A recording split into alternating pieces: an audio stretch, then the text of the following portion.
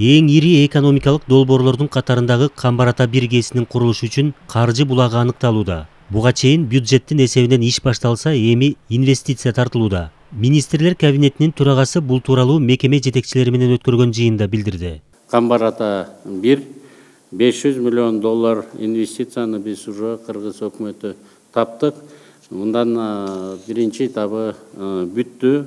Биз өзүбүздүн бюджетибизден 1 миллиард 860 миллион сом бөлүп бергенбиз. Подготовительный этаптардын баары, даярдыктар баары бүтүп калды. Быйыл эми экинчи этабына киришебиз. Дүйнөдөгү эң ири күн станцияларынын курулуштары дагы башталат деп жатабыз. Ал үчүн жүздөгөн ченемдик укуктук документтер өзгөртүлдү. Ондогон мыйзам долбоорлору, мыйзамдар кайра жазылып чыкты. Кыргызстанда 2023 жылы 17 миллиард 200 миллион киловатт саат электр энергиясы керектелди. Өлкө анын 14 миллиардын гана өндүргөн. Калганы коңшу мамлекеттерден импорттолду. Мындан улам кошумча ГЭСтерди куруп, тартыштыкты жоюу зарыл болуп турат. Жаратылыш шартты, суулардын агымын эске алганда, Кыргызстандын электр энергиясын экспорттоого мүмкүнчүлүгү бар. Мамлекет башчысы энергетика министрлигине мындай деңгээлге 2026 жылга чейин жетүү тапшырмасын берген. Аны ишке ашырууда инвесторлор менен иш алып барылып жатат. Министрдин иш бөлмөсүнөн бул тармакта ишкерлик кылууну каалагандарды күн сайын көрүүгө болот.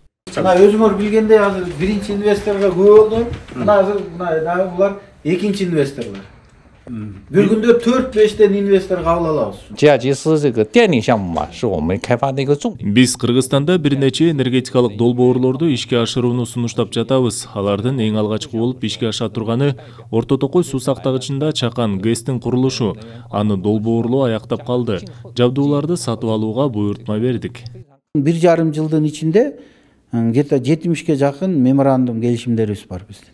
Ошонун баары ушул энергетика тармагында, көмүр тармагында, газ тармагында, жана линиялар боюнча, подстанциялар боюнча инвесторлор инвестиция кылабыз деп. Жерди берген маселеси өзгөрдү. Мисалы үчүн, эгерде 3 мегаватт курам десе, мурун 3 жыл чуркап жүрчү.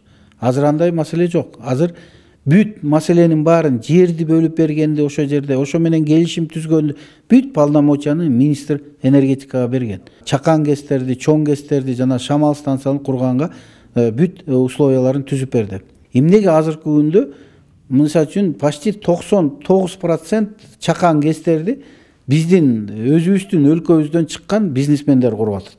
Акчасы бар адамдар келип куруп атат. Эмне себептен куруп атат? Мурун мисалы үчүн тариф 2 сом 5 тиындын тегерегинде болчу да.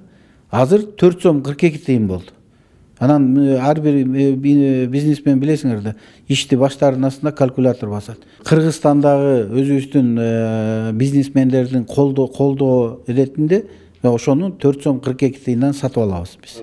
Мамлекет сатып алат, 4 сом 42 тиындан сатып алабыз. Электр энергиясын керектөө жыл сайын 10%га өсүп жатат. Энергетика министрлиги муну көп кабаттуу үйлөр, ишканалар, жаңы мектеп балабакчалардын саны көбөйгөнү менен байланыштырат. Адистердин баамында Кыргызстандагы ресурс жылына 142 миллиард киловатт саат электр энергиясын өндүрүүгө мүмкүнчүлүк бергени менен инфратүзүмдүн жоктугунан анын 10% гана колдонулуп жатат. Тармактын келечеги эске алынып, быйыл республикалык бюджеттин экономикага сарптала турган эң ири каражаты 74 миллиард сом энергетика үчүн бөлүнүүдө. Калыгул Асанбаев, Азамат Кыдыр Токтоев, Ала Тоо 24.